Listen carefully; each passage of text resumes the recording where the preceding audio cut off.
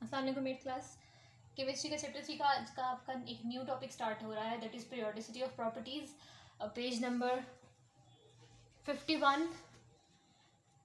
ये कैसा टॉपिक है पीरियोडिसिटी ऑफ प्रॉपर्टीज़? पीरियोडिसिटी का वर्ड हमने इससे पहले देखा था ना कि पीरियोडिक टेबल में एलिमेंट्स को जिस तरह अरेंज किया गया है उसमें एक रेगुलर पैटर्न में उनकी प्रॉपर्टीज़, जैसे एक प्रॉपर्टी एक पीरियड में इंक्रीज होते होते होते होते होते जाके फिर से नेक्स्ट जो एटम था वो बिल्कुल फर्स्ट जैसा है, तो वो उसको हमने यहाँ लगा दिया। ठीक है, तो क्या हुआ, एक रेगुलर इंटरवल के बाद प्रॉपर्टी रिपीट हुई, फिर रेगुलर इंटरवल के बाद प्रॉपर्टी रिपीट हुई, फर्स्ट वाले के जैसा हो गया। ठीक है, तो इसको कहते हैं पीरियोडिसिटी ऑफ प्रॉपर्टीज।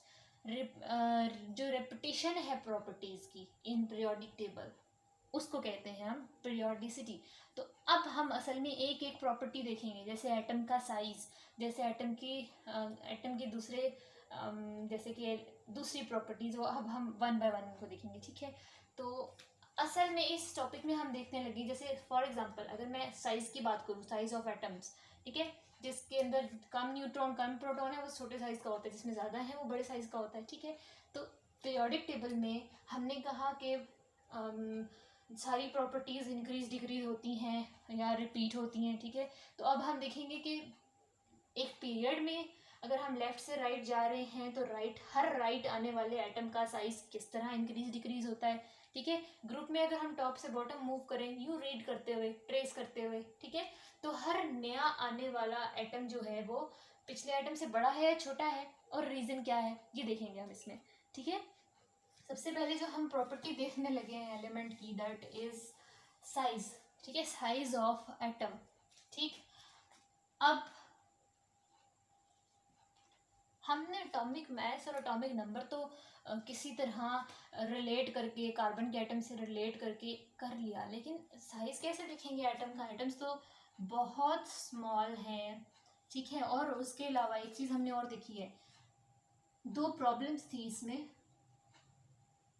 एक क्वेश्चन आता है आपके पेपर में कभी कभी कि how the size of the atom can be measured, हम कैसे एक इतने छोटे एटम का साइज मेजर कर सकते हैं? तो उसका जवाब ये है कि there are two problems in measuring the size of an atom. के एक तो atoms are so small, they are tiny, कि वो उन्हें हम किसी इंस्ट्रूमेंट से, किसी स्केल से, किसी रूलर से हम मेजर नहीं कर सकते कि ये 2 सेंटीमीटर लॉन्ग है या इस तरह। ठीक है, तो सेकंड प्रॉब्लम क्या है, ठीक है बहुत छोटे हैं, हम किसी तरह करके इतने छोटे लेवल का स्केल बना भी लेते, लेकिन एक ही एटम का जो साइज है वो फिक्स्ड है ही नहीं। ठीक है, जैसे एक सेल की बाउंड्री होती है ना, ठीक, जैसे ये ब्रिक है तो ब्रिक की भी ये इसकी बाउंड्री है। ठीक है, जैसे कि ये मार्कर है तो ये जिसकी सारी आउटर वॉल है ना, ये इसकी बाउंड्री है। ठीक है, इसका फिक्स्ड साइज है, ये इसी बाउंड्री में रहता है। ठीक, इसी तरह हर चीज़ की फिक्स्ड बाउंड्री होती है, लेकिन एटम इस तरह का पार्टिकल है ना कि उसकी कोई फिक्स्ड आउटर वॉल है ही नहीं। क्या मतलब इस बात का, यानी सेंटर में उसके न्यूक्लियस तो फिक्स्ड है, इसको मैंने न्यूक्लियस बोल दिया। अच्छा ठीक है, ये हार्ड डेंस सा न्यूक्लियस है, लेकिन इसके इर्द गिर्द यहाँ कहीं पे ये इलेक्ट्रॉन रिवॉल्व कर रहे हैं, इसके बाद एक और शेल आ जाता है उसमें और इलेक्ट्रॉन्स रिवॉल्व कर रहे हैं, सही, उसके बाद एक और शेल आ जाता है उसमें एक ही इलेक्ट्रॉन है। ठीक है, हमने एक चीज़ और देखी थी कि इलेक्ट्रॉन्स रिमूव भी हो जाते हैं ना, है ना, मतलब एक ये न्यूट्रल एटम है, तो अगर ये इलेक्ट्रॉन, ये वाला इलेक्ट्रॉन किसी को दे देता है, यहाँ पे खाली जगह रह जाएगी, ये तो ख़त्म। ठीक है, अब इस एटम का साइज कितना हो गया, इस एटम का साइज सिर्फ इतना सा रह गया, है ना, इतना सा साइज रह गया। क्यों? क्योंकि अब तो इसका आउटर मोस्ट शेल ये है ना, ये शेल तो ख़त्म, यहाँ तो कोई इलेक्ट्रॉन ही नहीं है। ठीक है, लेकिन अगर ये एक नॉर्मल एटम है और ये किसी और से इलेक्ट्रॉन एक्सेप्ट कर लेता है, तो क्या है, वो इलेक्ट्रॉन इसके नए शेल में आकर ऐड होगा। तो क्या होगा, जब एक नया शेल, नया इलेक्ट्रॉन ये ऐड कर लेगा तो इसका साइज कितना हो गया, वापस बड़ा नहीं हो गया, यहाँ तक चला गया है इसका साइज। ठीक है, वही एटम है, कभी इलेक्ट्रॉन एक्सेप्ट करता है, कभी इलेक्ट्रॉन लूज करता है, जब वो कैटाइन बनाता है तो उसका साइज़ छोटा सा हो जाता है, जब वो एनाइन बनता है इलेक्ट्रॉन एक्सेप्ट करके तो उसका साइज़ कुछ ज़्यादा बड़ा हो जाता है। ठीक है, तो atoms do not have a fixed boundary. हम नहीं मेजर कर सकते कि ये उसका शेल है या ये शेल है या यहाँ मतलब कहाँ है उसकी आउटर वॉल। ठीक है, सही।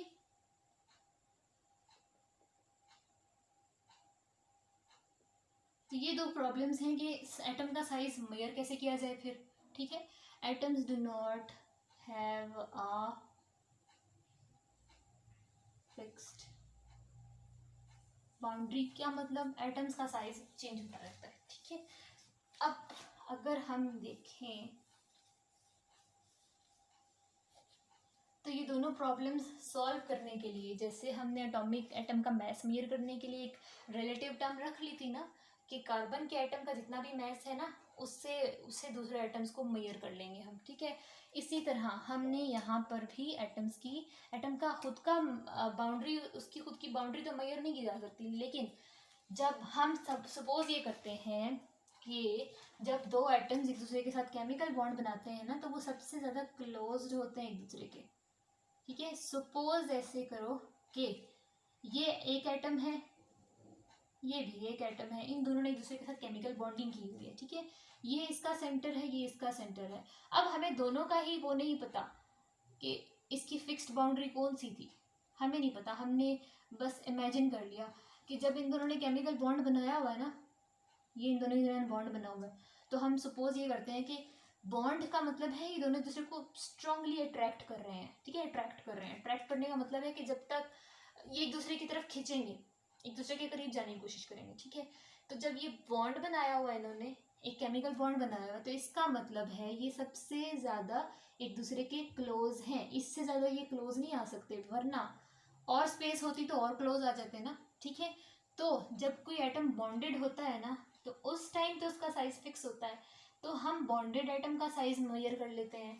ठीक है, वो कैसे, इस एटम का सेंटर, इस एटम का सेंटर, इन दोनों का हमने डिस्टेंस मेजर किया। ठीक है, लेकिन अगर हम सिर्फ इसी एटम का साइज देखना चाह रहे हैं तो हम इसका अगर रेडियस देखना चाह रहे हैं, रेडियस एक जैसा होता है ना पूरे सर्कल का हर तरफ। ठीक है, तो अगर हम इस एटम का रेडियस देखना चाह रहे हैं कि ये कितना बड़ा रेडियस है इसका, तो क्या हम इस लेंथ का हाफ नहीं लेंगे, क्योंकि ये लेंथ तो दोनों के रेडियस को सम करके है ना। ठीक है, तो इसको अगर हम हाफ करेंगे तो क्या हो जाएगा, ये हो जाएगा आर और ये भी हो जाएगा आर। ठीक है, ये R1 R2, ये इस वाले आइटम का रेडियस हो गया, ये इस वाले आइटम का रेडियस मिल गया हमें। ठीक है, इसको हम मेजर कर सकते हैं। ठीक है, अकेले आइटम को मेजर नहीं कर सकते थे। ये जो दो बॉन्डेड आइटम्स है ना, इनके दरमियान का डिस्टेंस हम मेजर कर सकते थे, फिर हमने उसका हाफ कर लिया, तो वो हाफ जो है वो एक एटम के रेडियस के इक्वल है। तो साइज की बजाय एक सर्कल का साइज भी तो रेडियस से बताया जाता है ना। ठीक है, तो एटम का जो साइज है, it is described, it is expressed in the term of atomic radius. ठीक है, तो एटम के साइज को हम असल में एटॉमिक रेडियस बोलते हैं। ठीक है, और इसकी डेफिनेशन क्या है, बहुत इंपॉर्टेंट डेफिनेशन है, बहुत ज़्यादा पेपर में आती है। Atomic radius is defined as the half of the length of a line. ठीक है, ये वाली लाइन, कैसी line, joining the centres of two bonded atoms. ठीक है, दो बॉन्डेड एटम्स हैं, उन दोनों के सेंटर्स को हम एक स्ट्रेट लाइन से मेजर करें तो उस लाइन का हाफ करके एक एटम का रेडियस पता चल जाता है। ठीक है, तो atomic size is expressed in terms of atomic radius, and atomic radius is actually the half of the length of the line joining the centers of two bonded atoms. ठीक है, फॉर एग्जाम्पल आपकी book में जो atomic radius या atomic radii collectively अगर कहें एक से ज़्यादा हो तो रेडियाई बोलते हैं। ठीक है, इसी टॉपिक में जो फिगर के साथ एक्सप्लेन किया हुआ है उसमें कार्बन एटम की एग्जांपल ली हुई है। ठीक, तो ये जो एक तो ये डेफिनेशन भी बहुत इंपॉर्टेंट है, और ये जो एग्जांपल है ना, ये एग्जांपल एमसीक्यूज में आती है कि एक कार्बन एटम का कितना रेडियस होता है, कितना साइज होता है, ठीक है। तो हम देखते हैं, सपोज ये एक कार्बन एटम था, ये भी कार्बन एटम था, दोनों के दरमियान बॉन्ड बना हुआ था, ठीक है। हमने इनके सेंटर्स के दरमियान जो डिस्टेंस है वो हमने फाइंड कर लिया, ये लाइन की लेंथ हमें पता चल गई, ठीक है। 154 पिकोमीटर्स, स्मॉल पी लिखना है, ठीक है। पिकोमीटर का मतलब है 154 के साथ पिको लिखा हुआ है ना, तो पिको मीन्स 10⁻⁻12 मीटर्स, ठीक है। बहुत स्मॉल सी लेंथ है ये, ठीक है।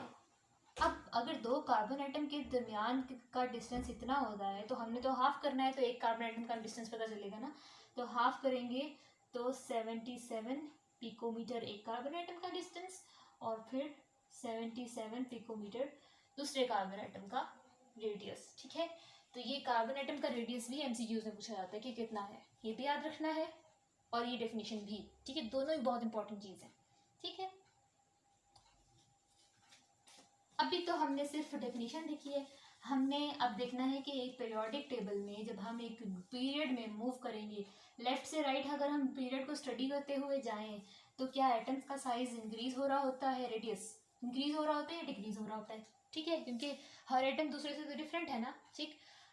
तो इन चीज़ को हम कहते हैं, अगर हमने एक्सप्रेस करना है कि पीरियड के अंदर एटॉमिक साइज किस तरह वेरी करता है, किस तरह चेंज होता है, तो इस चीज़ को हम कहते हैं the trend of atomic radius in period, ठीक है। ट्रेंड मतलब, ट्रेंड होता है, ट्रेंड हम किस चीज़ को कहते हैं, रवायत, ठीक है। यूजुअली जो रेगुलर जो उसका अकरेंस होती है, ठीक है, ठीक। तो अगर मैं कहूँ पीरियोडिक टेबल में मैंने दिखना है ना ट्रेंड्स, तो मैं पीरियोडिक टेबल में पीरियड का ट्रेंड भी बताऊंगी, ग्रुप का ट्रेंड भी बताऊंगी। तो पहले हम देखते हैं trend of atomic radius in period, ठीक है। अगर हम पीरियोडिक टेबल का कोई भी पीरियड स्टडी करते हैं, तो उसमें एटॉमिक रेडियस किस तरह चेंज होता है, इंक्रीज होता है या डिक्रीज होता है, ठीक है। तो पीरियड को हम हमेशा लेफ्ट साइड से स्टडी करना स्टार्ट करते हैं, ठीक। सपोज ये एक पीरियड है, ठीक है। तो लेफ्ट साइड पे जो एटम है, ये एक एटम है लेफ्ट साइड पे, ठीक है, ये ए हो गया, देन ये बी हो गया, ठीक है, ये सी हो गया, ठीक, ये डी हो गया। फिलहाल हम डी 4 ले लेते हैं, ठीक है। तो हम देखते हैं कैसे चेंज होता है। अगर हम लेफ्ट साइड से देखते देखते एक एक एलिमेंट को राइट साइड की तरफ मूव कर रहे हैं एक पीरियड में, तो क्या होगा, जो लेफ्ट साइड का, सपोज हम यहाँ पे लेते हैं,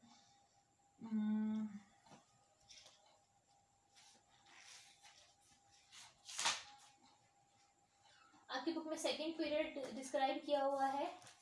अगर हम देखें कि ये लिथियम है, ठीक है, तो इसका एटॉमिक नंबर है 3, ठीक है,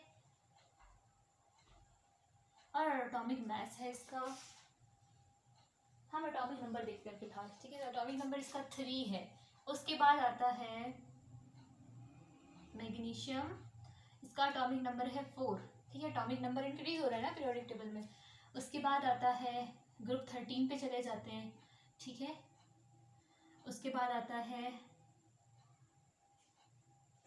एल्यूमिनियम, बोरॉन 5, ठीक है, कार्बन 6, ठीक है।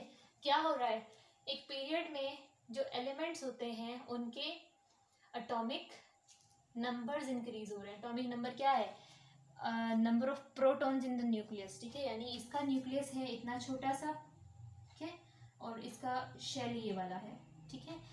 एक चीज़ आपने और याद रखनी है, एक पीरियड के अंदर कभी भी number of shell, outermost shell जो है ना, वो पीरियड में सेम ही रहता है। जैसे अगर यहाँ पे चल रहा है फर्स्ट शेल, तो सबका फर्स्ट शेल ही होगा। यहाँ पे 2 शेल चल रहा है, तो सबका 2 शेल होगा, ठीक है। वो पी हो या एस हो, लेकिन 2 शेल होगा, ठीक है।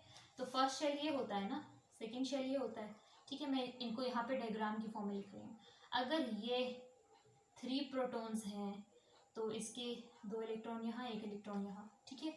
क्या चेंज आया मैग्नीशियम को अब देखना गौर से, ठीक है। ये लिथियम था, मैग्नीशियम को देखना क्या चेंज आया। इसका जो न्यूक्लियस है वो ज़रा लार्ज हो गया, क्यों? क्योंकि इसके अंदर प्रोटॉन ज़्यादा हो गए ना, ठीक है। 4 प्रोटॉन्स वाला न्यूक्लियस, न्यूक्लियस ज़रा बड़ा हो गया है, ठीक है। और शेल्स कितने हैं? वही 2 शेल थे, वही सेकंड शेल तक ही रहेगा ये, लेकिन इसके इलेक्ट्रॉन वही सेकंड शेल में भी 2 हो जाएंगे, ठीक है। अब हुआ क्या, न्यूक्लियस इन इलेक्ट्रॉन्स को अपनी तरफ खींच रहा होता है हर वक्त, ठीक है। अब हो क्या रहा है, पीरियड में जैसे जैसे आप राइट मूव कर रहे हो न्यूक्लियस बड़ा होता जा रहा है, यानी न्यूक्लियस को आप एक मैग्नेट से उसको इमेजिन करो। तो जैसे जैसे आप ग्रुप एक पीरियड में लेफ्ट टू राइट मूव कर रहे हो, हर नए आने वाले एटम का न्यूक्लियस स्ट्रॉन्ग से स्ट्रॉन्ग हो रहा है, ठीक है। एटॉमिक नंबर इंक्रीज हो रहा है, न्यूक्लियस स्ट्रॉन्ग हो रहा है, तो क्या होगा, न्यूक्लियस विल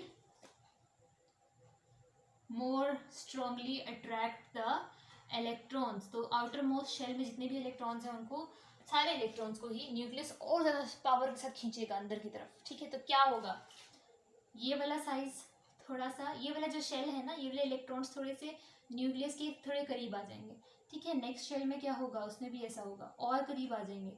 तो साइज देखो कैसा हो रहा है, इतना बड़ा साइज था, थोड़ा सा श्रिंक हो गया क्योंकि न्यूक्लियस ने इलेक्ट्रॉन्स को अपनी तरफ खींच लिया, थोड़ा सा और श्रिंक हो गया क्योंकि न्यूक्लियस ने और खींच लिया इलेक्ट्रॉन्स को। तो लास्ट वाला क्या होगा, लास्ट वाले का न्यूक्लियस इतना बड़ा और शायद साइज इतना छोटा सा होगा, ठीक है।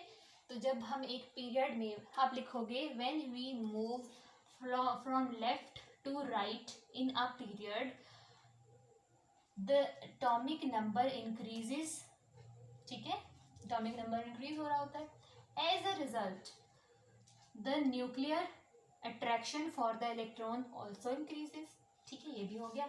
उसके बाद electrons of the outermost shell will move inward, ठीक है, will move towards the nucleus and overall size of the atom will shrink, will be small, ठीक है। ऐसे लिखोगे आप, ठीक, रीजन के साथ लिखना है, ठीक।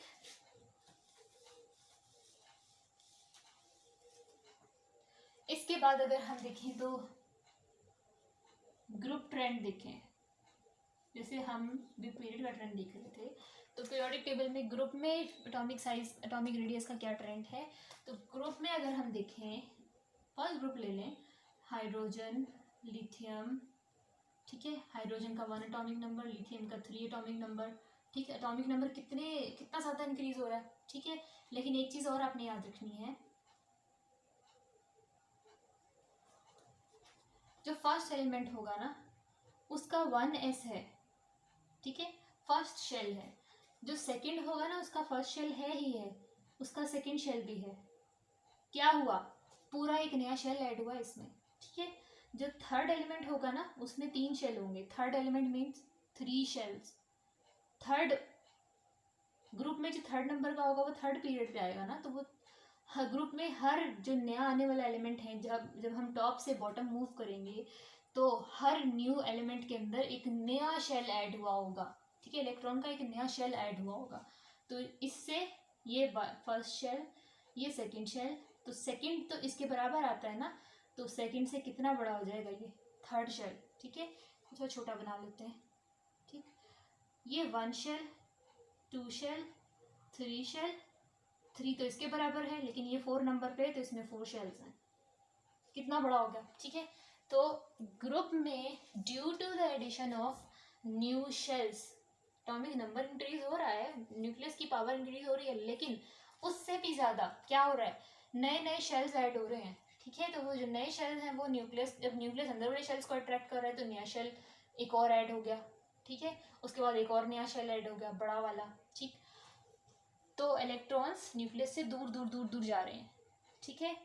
तो क्या हो रहा है, when we move from top to bottom in a group every lower element will have is having more number of shells, ठीक है, is adding new shells in it, ठीक। तो due to the addition of new shells the size of atoms increases fairly enough, ठीक है, इतना ज़्यादा size increase होता है, लेकिन पीरियड में साइज थोड़ा थोड़ा थोड़ा करके श्रिंक होता है, लेकिन ग्रुप में साइज बहुत ज़्यादा लार्ज हो जाता है एकदम से, ठीक है, क्यों, इसकी क्या रीज़न है कि इलेक्ट्रॉन के नए शेल्स ऐड हो रहे हैं और वो न्यूक्लियस से बहुत दूर है। ठीक है, आज तो एक प्रॉपर्टी पढ़ी है, इसी तरह हम कल नेक्स्ट प्रॉपर्टी देखेंगे और ये प्रॉपर्टीज़ बहुत ज़्यादा इंपॉर्टेंट हैं, इनकी डेफिनेशंस भी अलग से आती हैं और इनमें से एमसीक्यूज भी आते हैं और इनमें से ट्रेंड्स के लिए भी अलग क्वेश्चन आता है। ठीक है।